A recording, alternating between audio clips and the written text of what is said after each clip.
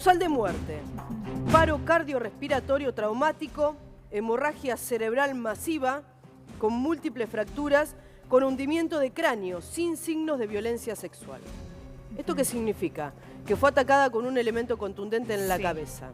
Lo que nos dijo la fiscal en el día de hoy, y que nosotros de alguna manera teníamos confirmado, es que se podría haber utilizado algún elemento como una pala, una masa, alguna herramienta.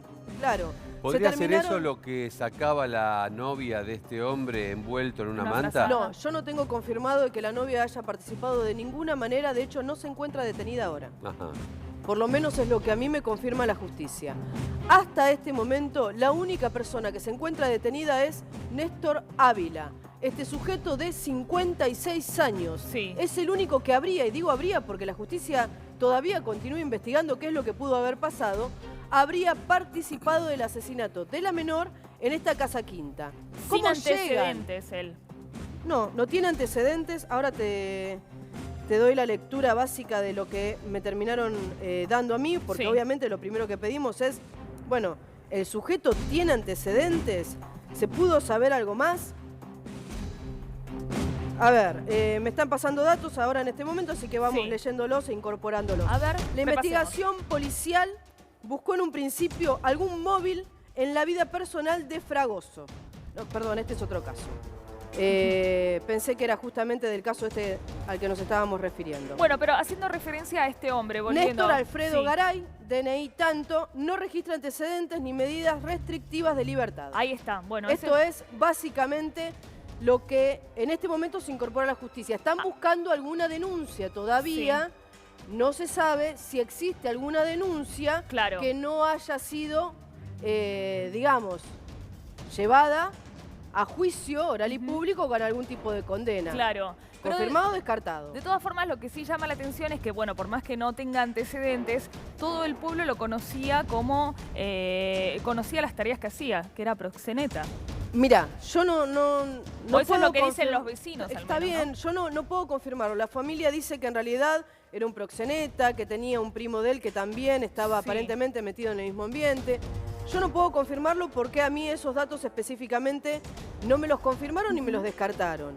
De hecho, la fiscal tampoco los confirmó hasta este momento. Lo están investigando. Lo que se sabe es que la menor había salido de su vivienda, se tomó un remis y llegó hasta la casa de Garay. En la vivienda de Garay, hasta la quinta, se pierde el rastro de cómo se habría dirigido hacia ese lugar.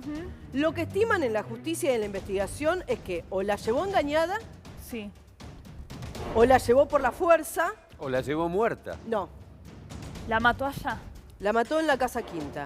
Creen que lo que sería el galpón de esta casa quinta podría ser la escena del crimen, porque no solamente encontraron rastros de sangre, sino también terminaron secuestrando elementos como una masa, por ejemplo, que podría haber sido el arma homicida. Pará, hasta ahí. La casa quinta, ¿de quién era? ¿Qué hacía Garay en esa casa? ¿Trabajaba? Él trabajaba en esa casa quinta, hacía algún tipo de tarea de mantenimiento y jardinería, tenía acceso justamente hasta este lugar. El dueña de la casa quinta, no tengo confirmado si es un hombre o una mujer, creo que es una mujer, se dirigió hasta la comisaría. ¿Por qué? Ahora te voy a dar datos específicos también de eso. Porque cuenta, en la justicia figura esto, que este sujeto de apellido Garay lo que había hecho es pedirle permiso para poder enterrar el cuerpo de un perro. Entonces, claro está, todo esto le llama la atención. Se dirige a la justicia y termina contando esto en la comisaría. Es ahí cuando finalmente piden una orden de allanamiento, no solamente allanan la quinta, muestra que había tierra removida y es ahí donde terminan encontrando el cuerpo sin vida de esta nena de tan solo 15 años. O sea que es fundamental lo que hizo esa mujer, que avisó de esta situación. Sumamente fundamental. No se podrían haber enterado porque de hecho te voy a contar un dato más. Esta casa quinta es una casa quinta de fin de semana y que tampoco es habitada todos los fines de semana. Por lo tanto, incluso podrían haber pasado meses, días, semanas, sin que nadie se percibiera o se diera cuenta de que en esta casa quinta, estaba enterrado el cuerpo de esta nena de 15 años que terminó siendo asesinada. Este sujeto, Néstor Garay, de 56 años, ya había sido testigo en la justicia. Testigo. Testigo. Lo tenían en la mira, lo habían investigado, habían allanado 2 domicilios de él. Sí. ¿Por qué? Porque en realidad era la última persona que aparentemente había visto con vida a esta nena de 15 años. A su casa se había dirigido. ¿Quién había dado testimonio de esto? El remisero. Es quien la había llevado hasta su domicilio. Y de ahí se pierde directamente el rastro de la menor de qué es lo que pudo haber ocurrido. Pero claro, si bien lo tenían en la mira, no había pruebas suficientes de que había hecho algo contra ella o que le había pasado algo. Porque tampoco en el domicilio encontraron nada. No, además, ella trabajaba, ¿no? En su casa. A ver, ¿hacía tareas de limpieza o eso era lo que decían o lo que trascendió? No lo tengo confirmado al 100%. Se sabe que recibía dinero. Sí. En concepto de qué, no queda claro. Este sujeto, que obviamente hoy estamos hablando de un femicida, así que sí, claro, que mienta no le extrañaría absolutamente a nadie. No. Lo que dijo en la justicia es que se había apersonado en su casa y lo había amenazado con que lo iba a denunciar en la justicia por haberla violado a ella, que es menor de edad. Sí. Hablan en la justicia de una posible relación entre comillas. Sí.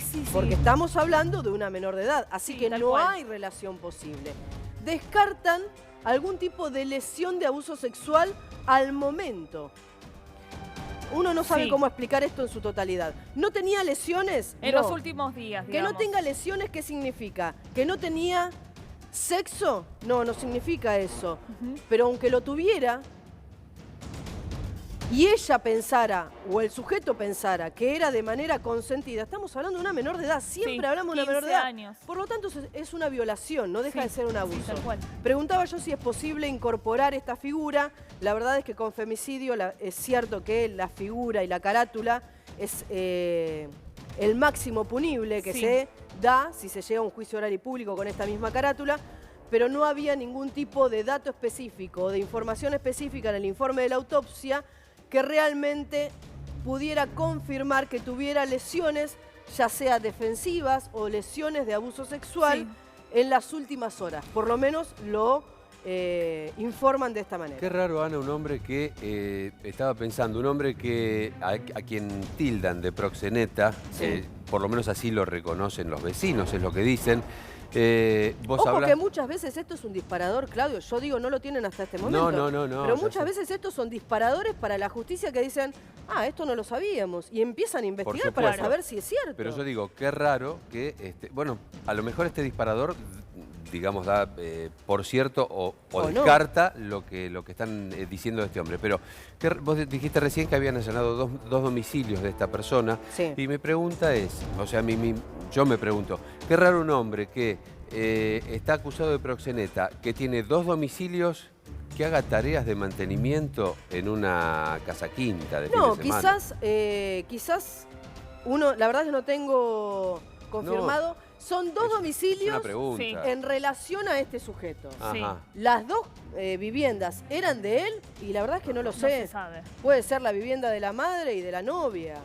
O de la madre y de la hermana. No tengo la confirmación de si los 2 domicilios eran de su propiedad.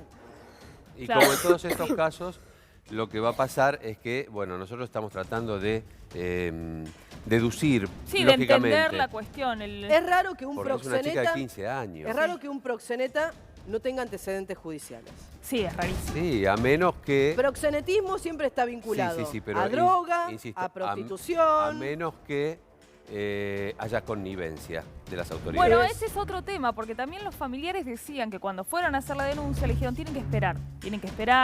Igual esto lo escuchamos bastante seguido, Ana, ¿no? Como que cuando desaparece, está mal en realidad, pero dicen que esperen porque por ahí se fue con un amigo, con un novio, con alguien que conoció. No hay que esperar, eso hay que aclararlo porque parece lo más común. No hay protocolos que digan y que exijan que hay que esperar ni 24 ni 48 horas. Esto es mentira. Cuando alguien se dirige a la comisaría o a la fiscalía de turno que pueda hacer las denuncias en los 2 lugares, no hay quien a mí me diga que en realidad el trabajo burocrático es esperar 48 o 24 horas para llevar adelante la denuncia. Y más una menor. Y más nada. Cuando uno cree yo tengo una nena que tiene 19 años, es mayor de edad, no es menor de edad, pero uno conoce a su propia hija, conoce a su propia familia y se imagina que si algo pudo haber pasado por una desconexión que hubo, porque no se comunicó más con nosotros, porque lo que sea, hay que ir y hacer la denuncia. Y te tienen que tomar la denuncia, es la obligación de quienes nos atienden que nos tomen la denuncia. El tiempo muchas veces es importantísimo. Y bueno, siempre es importantísimo. La madre recién decía, ¿no? Le preguntaron qué espera de la justicia, cree en la justicia, y dice, la justicia tendría que haber sido antes. Claro. ¿No? Cuando denunciamos que estaba desaparecida, que pasó ahí en el medio, ¿no? A ver, lo que se sabe hasta este momento, el teléfono celular no fue encontrado. Fue uno de los datos muy importantes en la investigación. ¿Por qué les voy a decir esto? Porque confirmaron que desde el teléfono de la menor había dejado de conectarse en una de las redes más importantes, una de las aplicaciones WhatsApp, en el horario en que prácticamente había salido de su casa, una media hora después, 40 minutos después. Esto fue importante y como mínimo fue llamativo. Pero aparte también, ya pidieron la familia, por eso le decía, quizás la familia no tiene todos los datos de la investigación, pero ya confirmaron que tienen un informe de las últimas comunicaciones. No mensajería, sí comunicaciones. ¿Qué es lo que había en estas comunicaciones? Llamados telefónicos entre la menor y este sujeto, Néstor Garay, de 56 años. Con la última persona que se comunicó la menor es con este sujeto. Entonces, absolutamente todo para la justicia apuntaba a él. Hay un sistema que se llama Excalibur que también, además de todo esto, te permite orientar el lugar del teléfono, dónde está el teléfono, por lo menos localizarlo, por lo menos dónde estuvo la última vez o desde dónde se realizó la última llamada. Y aunque no hubiera hecho llamadas, te siguen. Claro, te pueden ubicar, es muy sencillo, ahora hay aplicaciones que te permiten eso. Evidentemente, yo creo que esta investigación todavía absolutamente está en pañales. Recién empieza. Y lo que va a salir de acá. Claro, es como todo que lo que les estoy olla. contando es de el domingo a la tarde hasta hoy, chicos. Claro. Todo esto que yo les estoy contando es del domingo a la tarde hasta hoy. Salvo que este sujeto ya había sido apuntalado y lo habían llamado a declarar en 2 oportunidades, como testigo, porque hasta ese momento, por lo menos hasta ese momento, no tenían absolutamente nada para imputarlo. Entonces, era un testigo. En un primer momento, dijo y confirmó que había ido a su dirección, pero en otro segundo momento dijo que había ido, cuando ya encontraron el cuerpo, que había ido en realidad a amenazarlo, que lo iba a denunciar por abuso sexual. Estamos hablando igual de las voces de una persona que terminó siendo el presunto femicida. Bien. Estamos en comunicación telefónica con Omar Ledesma, que es perito forense. Le agradecemos por esta comunicación. Y la pregunta directamente es ¿cómo se sigue con estos casos? Buenos días. Buenos días, ¿qué tal? ¿Cómo están? Buen día. Bueno, buenos días. En este caso estamos haciendo referencia a esto que ocurrió en Chascomús, pero la pregunta era ¿cómo se procede en este tipo de casos, no? ¿En qué casos puntuales? En el caso de esta chica que acaba de ser hallada, su cuerpo acaba de ser hallado en una quinta en Chascomús, aparentemente murió el martes producto de un traumatismo de cráneo producido por un elemento contundente, etcétera, etcétera. Es decir, ¿qué más se puede... El cuerpo habla, ¿qué más se puede descubrir a través de la autopsia, de las pericias que se están realizando? Absolutamente todo. Siempre decimos que una autopsia bien hecha es el 50% de todos los hallazgos que nos hacen falta, y desde el punto médico, obviamente, o desde el punto de vista criminalístico, el primer 50% es el lugar del hecho. Sí. O sea, para los peritos tenemos 2 tiempos fundamentales. El primero, que es el hallazgo del cadáver, el lugar de la escena, por lo menos escena de hallazgo. Hay que ver si después realmente o coincide con la escena del crimen, porque muchas veces ha pasado que no ha sido el mismo lugar. Claro. Una vez que se tiene la escena del crimen, la escena tiene que mantenerse estéril, por decirlo de algún momento, de algún modo, perdón. Lo normal y lo que nos enseña la criminalística moderna es que cualquiera que entre o salga de la escena del crimen con algo la va a contaminar y algo se va a llevar de la escena del crimen cuando salga. Entonces tienen que entrar únicamente la cantidad de gente mínima e imprescindible con un objeto definido o con una misión y comisión definida respecto al cuerpo. Sí. En este caso se cree que la escena del crimen es justamente esa, ¿no? La quinta donde apareció ella enterrada, un galpón dentro de esa misma quinta. Sí, exacto. Bueno, en ese caso hay que preservar el lugar y la periferia del lugar, sobre todo si estamos hablando de un área abierta, las vías posibles de acceso, y después adentro del galpón, el acceso mismo al galpón, todo lo que hay de contenido en él. Todo lo que hay de contenido puede llegar a servir como elemento de prueba o eventual elemento de prueba. ¿Qué tal? Buenos días. Anabelia Cerezo lo saluda. Yo acá tengo... ¿Qué tal? Buenos días. ¿Cómo le va? Yo acá tengo un primer informe de la autopsia que habla de un paro cardiorrespiratorio traumático, hemorragia cerebral masiva con múltiples fracturas, con hundimiento de cráneo, sin signos de violencia sexual. A mí me llama la atención... Perdón, ¿sin signos de violencia? Sexual. Ok. A mí me llama la atención porque, claro, cuando uno habla de una menor de edad, quizás lo primero que piensa o que interpreta es intentó violarla y la mató. O la violó y la mató. Sin embargo, en esta oportunidad estamos hablando de una violencia inusitada y aparentemente hasta ahora no hay ningún tipo de violencia sexual. ¿Cómo se puede interpretar esto? Se puede interpretar como que esa fue la idea inicial del agresor, cualquiera sea la edad, el motivo que tuviera para poder hacerlo y demás, y que no pudo llevarlo a cabo, por ejemplo, por tanto pudo haber forcejeado con la persona o directamente intentó reducirla, y al no haber respuesta, ya la reducción fue masiva, coincide con el traumatismo del cráneo, es lo que se llamaría anestesia previa de Broardel. Estoy haciendo un hipotético, obviamente, ¿no? Sí, obvio, doctor. Coincide con lo que se llamaría anestesia previa de Broardel, y en este caso fue completamente desmedida la acción agresora contra las posibilidades de la víctima, y por ende el fin del acto cambia repentinamente porque se encuentra con que una persona entra en un estado tal de gravedad o se produce el evento o muerte que no puede llevar a cabo aquello con lo que venía planificado. Doctor, si la víctima tiene miedo, ¿se expresa o se manifiesta de algún modo a través del cuerpo por la liberación de alguna sustancia? Digo miedo previo a la muerte, porque por otro lado podrían haberla matado sin que esta chica sospechara que iba a suceder. Sí, un hundimiento de cráneo con esas características fueron 2 o 3 golpes, o fue un golpe muy contundente. Es decir, un hundimiento masivo de cráneo, hemorragias masivas. Claro. No se logra con un solo golpe, tiene que ser un golpe, no sé, pongamos un ejemplo de un adoquín. Sí, o de una masa. Una masa, había una masa. Exacto, presuntamente utilizó. Bueno, esa es una de las posibilidades, como para que haya sido únicamente un golpe. Normalmente cuando tenemos este tipo de situaciones, una de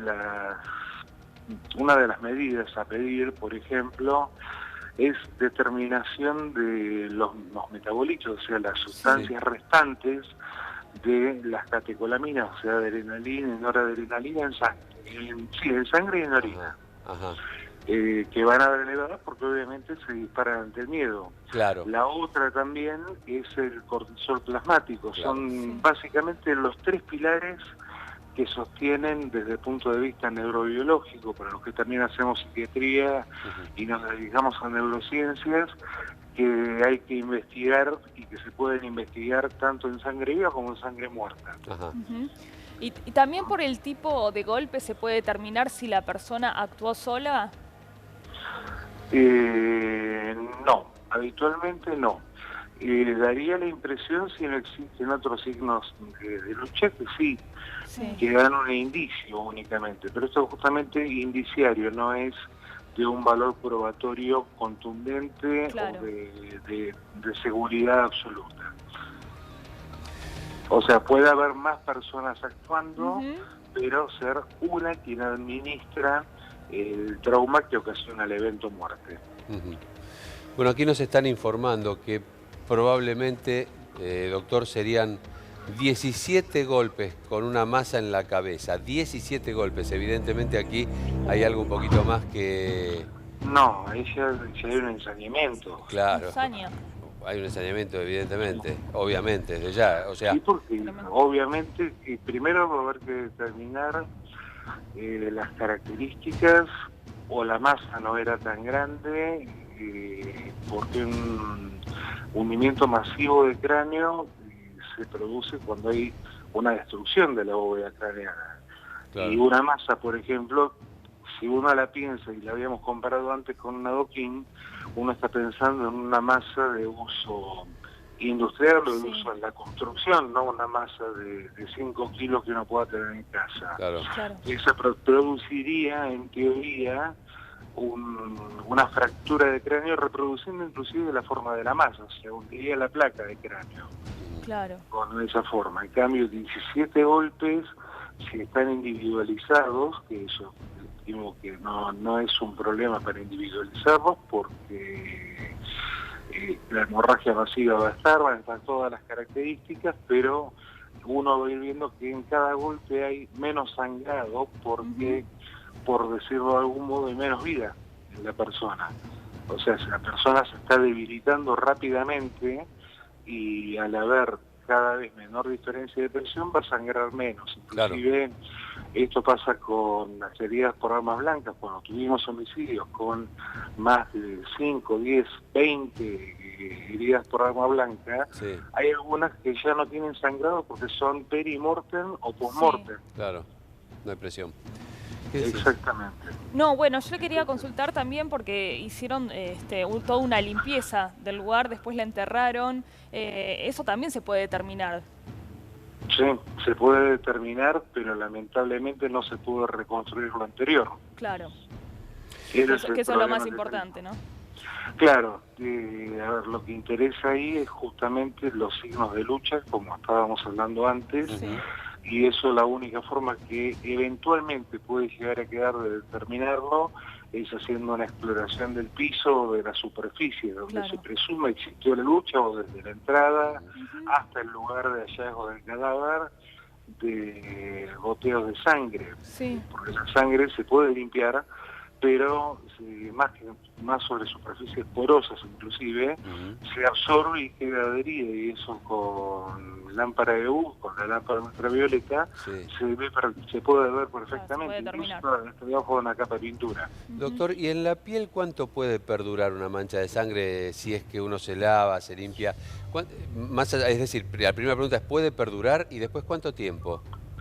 Usted se refiere a la piel del agresor. La piel del agresor, claro. La piel del agresor, eso depende. El lavado, la sangre es bastante viscosa, es bastante pegajosa y requeriría de un cepillado bastante enérgico también para sacarla. No al punto de sacarse la piel, pero sí las capas superficiales de piel, que es donde queda más adherida.